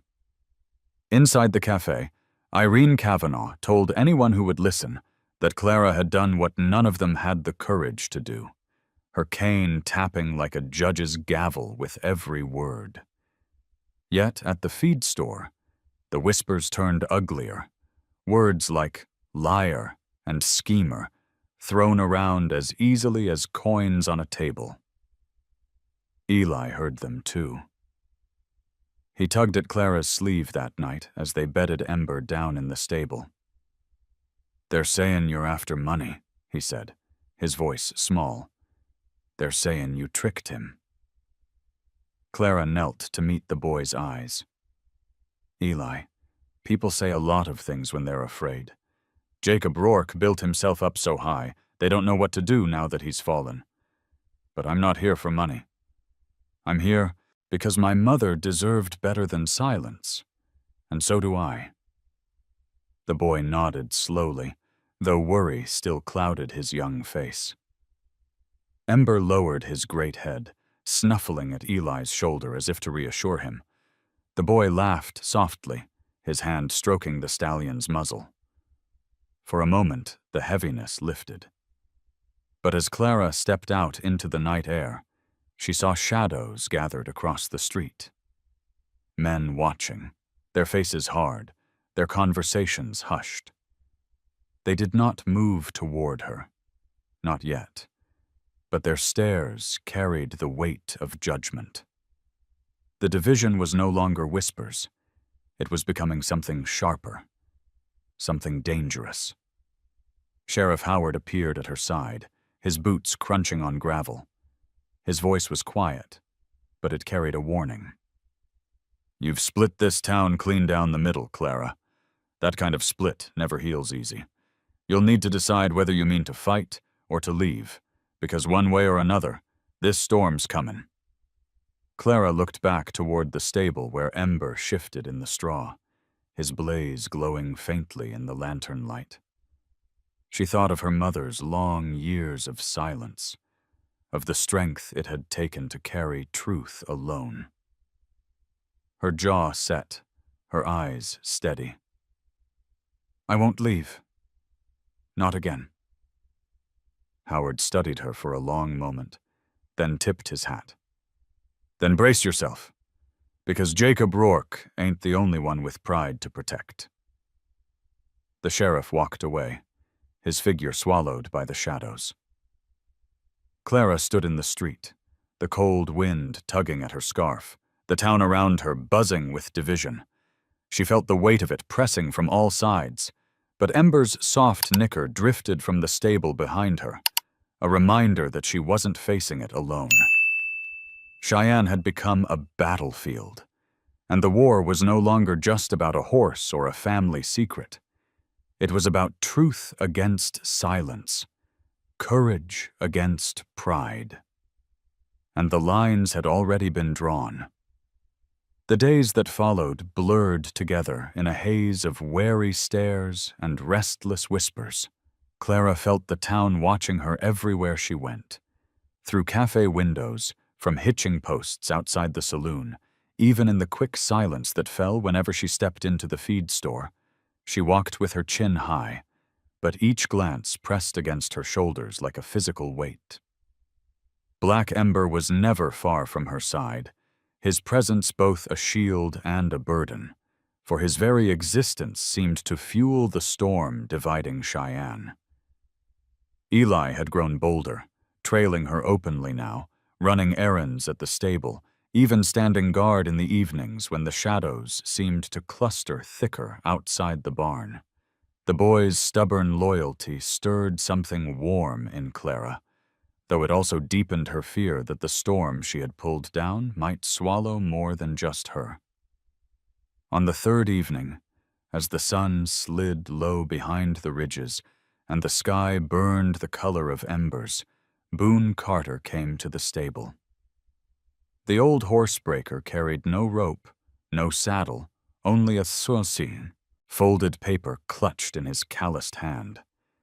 He looked older than usual, his face lined with something heavier than time. "Girl," he said, leaning on the stall door where Ember chewed lazily on hay, "I reckon you ought to see this. Been keeping it too long." Clara frowned, wiping her palms on her jeans. "What is it?" Boone held out the paper, his eyes flicking away. "A letter. Jacob wrote it 20 years ago. Gave it to me one night when the bottle had loosened his tongue. Told me to deliver it to Mary. I never did. Thought it was better that way. But maybe I was wrong." Clara's stomach twisted as she took the letter.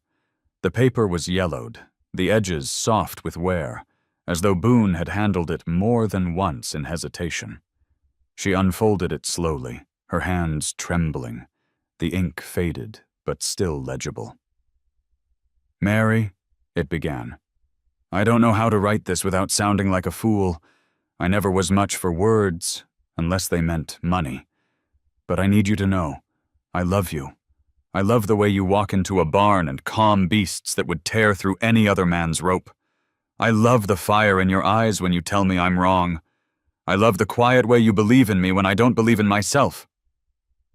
Clara's breath caught. Her mother had never told her of a letter, never even hinted at one. She read on, the words cutting sharper with every line. "I want to stand beside you.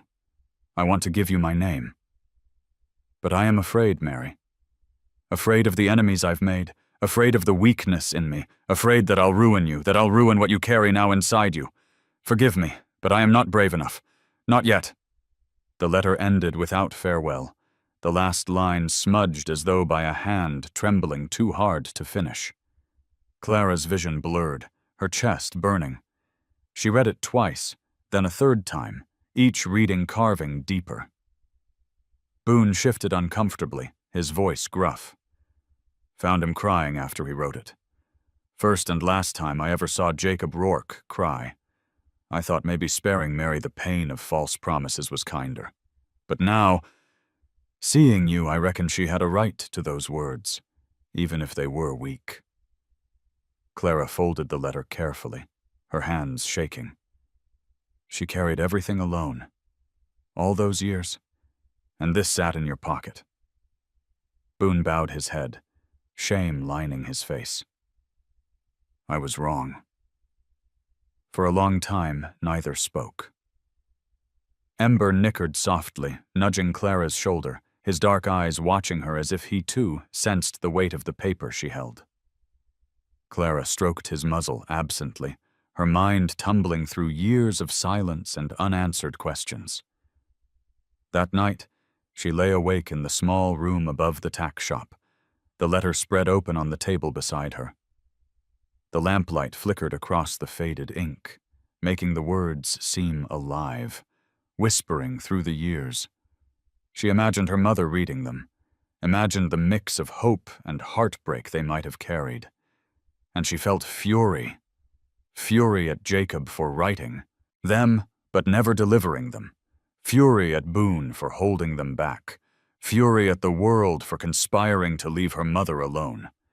Yet beneath the fury was something more dangerous: understanding. She could see her mother's fire mirrored in the words, could see the truth of Jacob's fear, cowardly though it was. It unsettled her, cracked the stone wall she had built around her heart. She didn't want to understand him, didn't want to see his weakness, but the letter made it impossible to ignore. By dawn, she had read it so many times the words no longer looked like language, but like scars pressed into the page. She folded it carefully, tucking it into the pocket of her jacket, close against her chest. She didn't know yet what she would do with it, whether she would burn it, confront him with it, or let it rot with the rest of the silence. When she stepped outside, the town was already awake, gossip drifting down the street like smoke. Two men glanced her way and fell silent. A woman clutching her child crossed to the other side. The division was sharper now, a line drawn through Cheyenne. Clara felt it cut her in two, the weight of the letter pressing like a brand against her heart. Eli appeared beside her, his small face serious. "You didn't sleep," he said simply. "No," Clara admitted. She looked toward the Rourke Ranch on the far horizon, its porch light still glowing faintly in the dawn. She touched the letter in her pocket. "But I think he didn't either." Black Ember stood at the gate, his blaze bright in the early light, his ears pricked toward her as if he too waited for what came next. Clara rested her hand on his neck, drawing strength from his steady warmth. The town was watching. The truth was out. But the letter, fragile and damning, was a reminder that the past was not finished. It lived still, ink pressed into paper, a wound never healed. And now it lay in Clara's hands, a weight she could neither escape nor ignore. The morning sun bled across the Wyoming plains, turning the sky into streaks of copper and rose. Clara stood at the edge of Boone Carter's pasture, the folded letter heavy in her pocket, the words inside it searing hotter than any flame. Black Ember grazed nearby, his dark coat shining with dew, his blaze catching the light like a brand. Each time Clara's fingers brushed the letter, she felt pulled in two directions, one toward the anger that had shaped her life, and another toward something more fragile, something she dared not name. Word had spread fast. By mid-morning, half the town had gathered in knots outside the cafe and the feed store, waiting for the next ripple of drama. Clara walked down Main Street with Ember at her side, Eli trailing close behind. Faces turned to follow her, some with respect, others with suspicion sharp as knives. A few nodded solemnly, but more shook their heads, their whispers floating like smoke. She wants his land. She wants his name. She wants revenge. Sheriff Howard intercepted her at the crossroads, his eyes grim. "Clara," he said, tipping his hat, "Jacob's been restless since that night. He hasn't spoken to anyone but Boone. But this morning he sent word. Clara felt her chest tighten. What word? Howard studied her a moment before answering. He's ready to give you the ranch, the deed, all of it. The word struck harder than any whisper in town.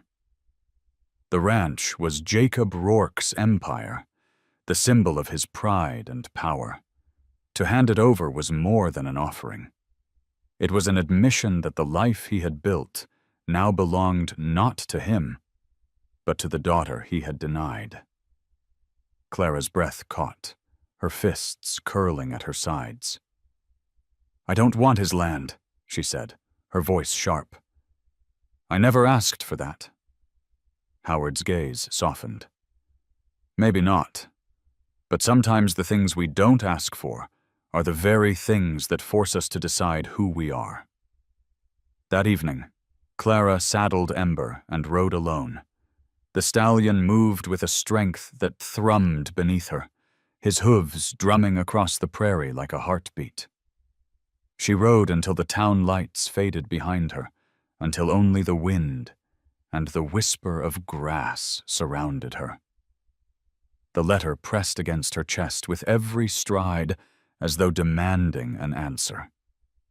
She stopped at the ridge overlooking Rourke's land. The ranch sprawled below, fences stretching across golden fields. The house crouched against the horizon with its porch light flickering faintly. Clara remembered her mother's words about the place, the promises whispered once before they turned to silence. She imagined Mary riding these fields with a heart full of dreams, dreams crushed when Jacob walked away. Ember snorted, pawing at the earth. Clara stroked his neck, her voice trembling as she spoke aloud to the empty sky. What am I supposed to do, Mama? If I take it, I tie myself to him, to the name you spat like a curse. If I walk away, I leave behind what you once loved. I don't know which betrayal is worse. The wind stirred the grass, carrying with it the faint scent of sage and dust. Clara closed her eyes and let the sound fill her. Ember lowered his head, pressing his muzzle against her hand, as though offering the only answer he could. That the choice was hers, and hers alone. By the time she returned to town, the stars were sharp above the rooftops. Boone waited for her outside the stable, his face drawn and weary. He gave me this, Boone said, handing her a folded document. The deed, signed and sealed. He said it belongs to you now. Clara stared at the paper, her stomach twisting. The weight of ink and signatures felt heavier than stone. She didn't unfold it, didn't want to see her name tied to his. I can't, she began, but Boone interrupted. You don't have to decide tonight. But don't fool yourself, girl. This land isn't just his.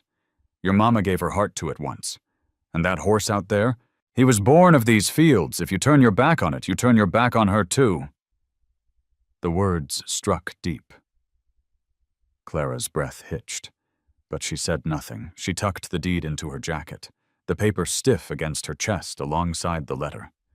Two weights, one of truth and one of legacy, pressing against her like twin burdens. She spent the night pacing the stable, Ember's dark eyes following her with every step. Eli dozed in a corner, curled under a blanket, but even in sleep his small face looked troubled. Clara leaned against the stall door, staring into the horse's steady gaze. You're part of this too, she whispered. If I stay, it's not for him. It's for you. For her. For us. The stallion shifted, lowering his head until his blaze brushed against her shoulder. Clara closed her eyes, letting the warmth steady her. For the first time, the anger that had fueled her began to shift, not vanishing but reshaping, like molten metal cooling into a new form. At dawn, Clara rode Ember out across the ranch land, the deed tucked inside her jacket. The fields stretched wide and endless, the fences casting long shadows across the golden grass. She felt her mother's presence in every gust of wind, every rustle of sage, every beat of hooves against earth. She knew then that whatever choice she made, it had to be hers, not Jacob's, not the town's, hers. And as the sun broke over the ridge, Clara spoke the words aloud, steady as a vow. "I'll keep it, not for him, for her, for me."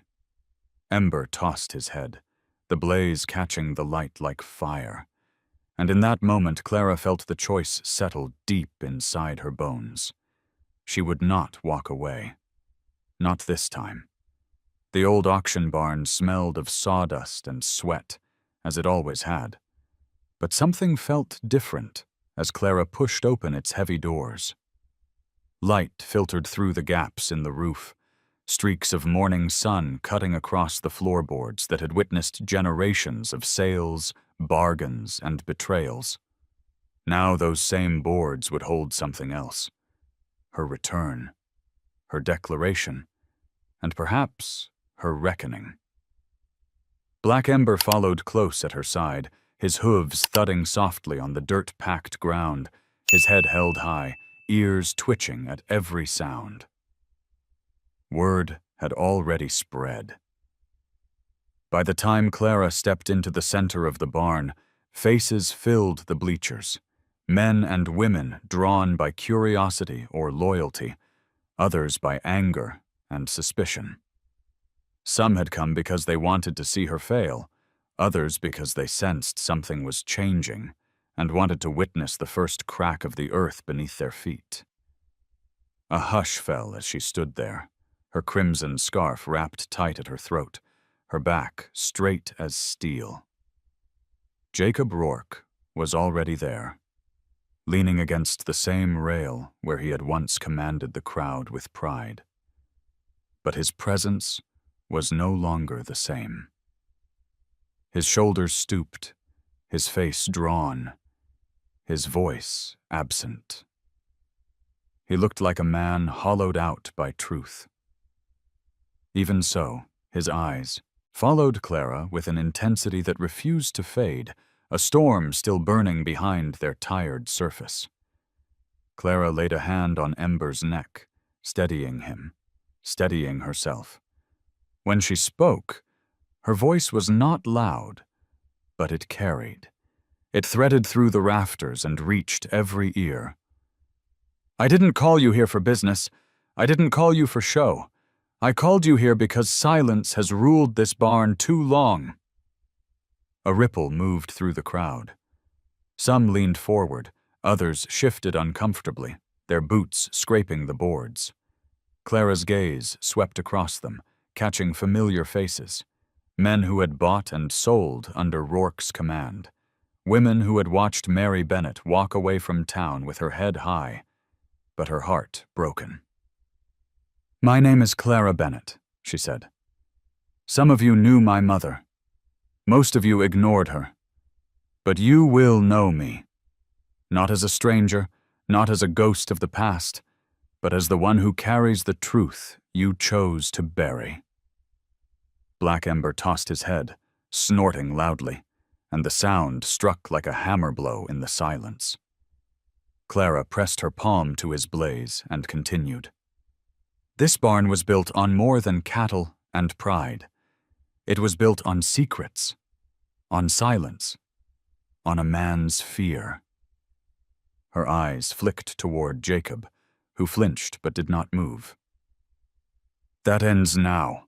The crowd shifted again, murmurs rising. Some nodded, their faces grim with agreement, while others frowned, unwilling to see their world rearranged. Clara's voice rose, her anger finally finding air. "You all called Ember untamable. You cheered when men were thrown, when bones were broken, when blood hit this floor.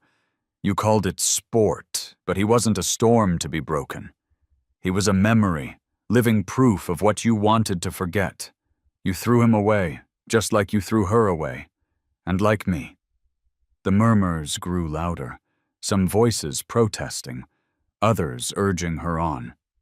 Irene Kavanagh wiped at her eyes with a handkerchief, muttering to the woman beside her, "Lord help us. She's right." Boone Carter, standing near the rail, gave a single nod, his jaw set hard. Sheriff Howard's eyes never left Clara, steady and sharp, as though silently reminding the crowd that every word she spoke carried the weight of truth. Clara stepped forward, Ember following like a shadow. "You called my mother foolish. You whispered about her when she walked away from this place with me in her arms. But she was stronger than any of you, strong enough to raise me when he," she pointed at Jacob, "turned his back, strong enough to carry silence you should have broken for her. And now I carry it no longer. I lay it here, at your feet, for all of you to see."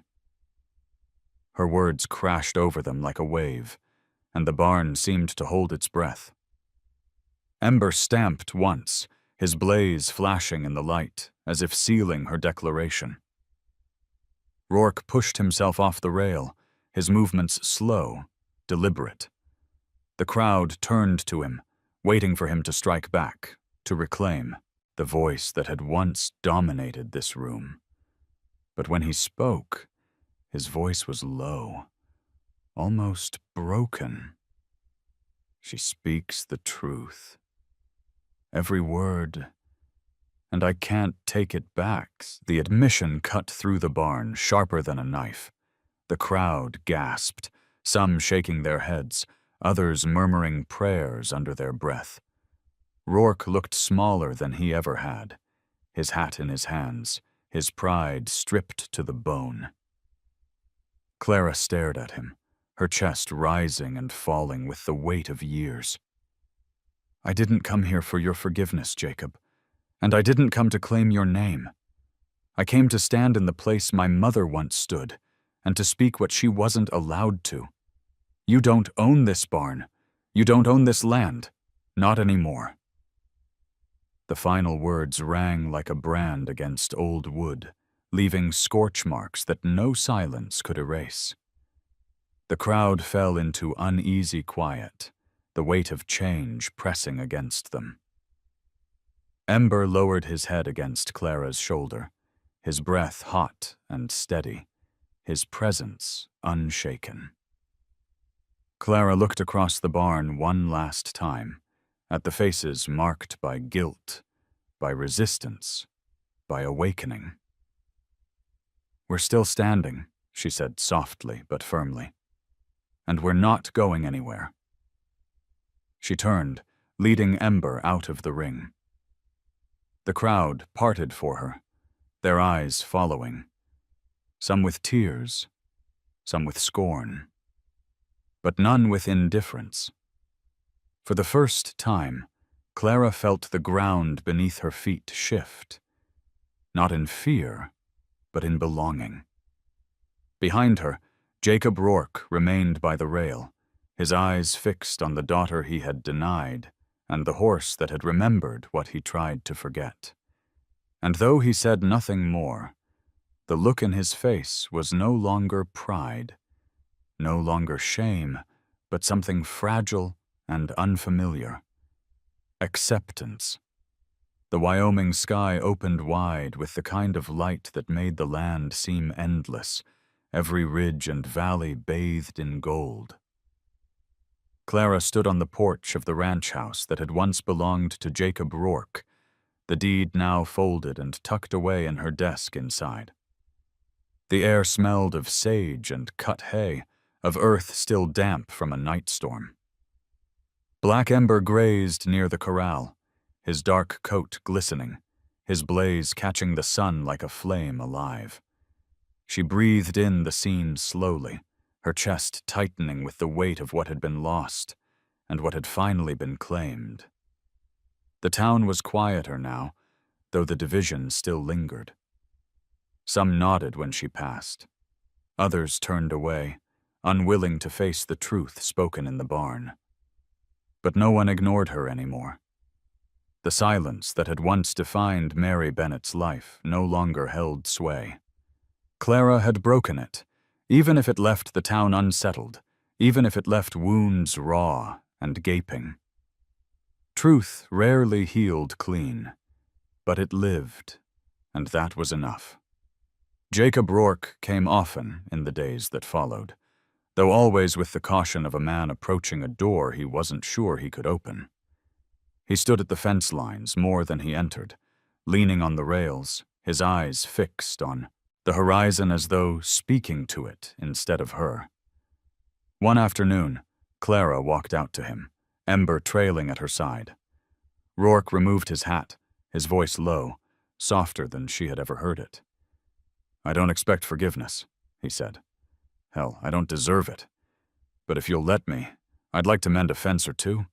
Maybe fix what little I can, even if it's only wood and wire." Clara studied him a long time, searching his face for lies. There were none. Only age, regret, and the hollow look of a man who had carried cowardice too long. She didn't give him what he asked for.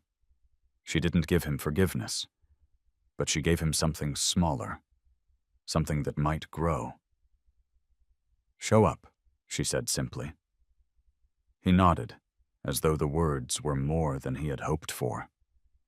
And for the first time in decades, Jacob Rourke began to show up. Eli became her shadow, running through the fields with a joy that lit the heavy days. He helped with chores, carried grain, and told Ember stories at night, as though the stallion were an old friend. Boone Carter still came by, though his words were few, his presence steady. Even Irene Kavanaugh, once the town's sharpest tongue, brought jars of preserves and left them on Clara's porch without knocking, her cane tapping against the steps like a soft apology. Clara found herself waking before dawn, slipping into the pasture with Ember. The horse greeted her each morning at the gate, his breath steaming in the chill, his ears pricked toward her voice. She saddled him lightly, riding out into the dew-soaked grass. Each stride of his hooves felt like a conversation, each ride a thread weaving her tighter into the land. The fields that had once belonged to Rourke now stretched before her as if they had always been waiting, not for him, but for her. One evening, as the sun bled crimson across the horizon, Clara sat on the porch her mother had once dreamed of returning to. She held the letter Jacob had written, the one Boone had kept, and for the first time she read it without anger. She still hated the weakness in it, the cowardice. But she saw also the love, broken though it was, and she realized love did not erase failure, nor did failure erase love. Her mother had carried both, and now so did she. Black Ember grazed nearby, his silhouette strong against the fading light. He raised his head, ears flicking as if sensing her thoughts, then trotted toward her with a freedom in his gait that no rope could ever break. Clara stood, meeting him in the yard, pressing her forehead against the blaze on his. His breath was warm, steady, and in it she felt something new. Not just memory, not just legacy, but belonging. The wind swept across the plains, carrying the scent of wild grass and the faint sound of coyotes calling in the distance. Clara whispered into Ember's mane, her voice trembling with both pain and hope. "We did it. We're free." Jacob watched from the fence line that evening, his hat held, against his chest. He did not speak, did not intrude, but for the first time in his long, pride-choked life, he looked not like a man guarding what was his, but like a man who had finally understood that nothing truly belonged to him. Clara saw him there, and though she gave him no words, she allowed him to remain. That was enough. The town would take years to heal, perhaps longer. Clara knew she would always carry scars, and so would Jacob. But the silence was gone. The truth had been spoken, and she had chosen to stay. As dawn broke the next day, Clara rode Ember out across the open plains, the horizon stretching endless and bright before them. The wind tore at her scarf, the earth shook beneath the stallion's hooves, and for the first time in her life, Clara felt not like the daughter of absence, but like a woman who had claimed her place in the world. The ranch was hers now, but more than that, it was her mother's legacy, her own fire carried forward. And as Ember surged beneath her, mane whipping, bliss flashing, Clara knew she was not just riding land or memory. She was riding freedom itself. And now, after everything you've just witnessed, I want to hear from you. If this story moved you, drop a simple 0 or 1 in the comments. Sometimes the smallest words carry the biggest voices. Don't forget to subscribe so you don't miss the next powerful story of love, loss, and the unbreakable bond between people and animals. The journey doesn't end here. It's only just beginning.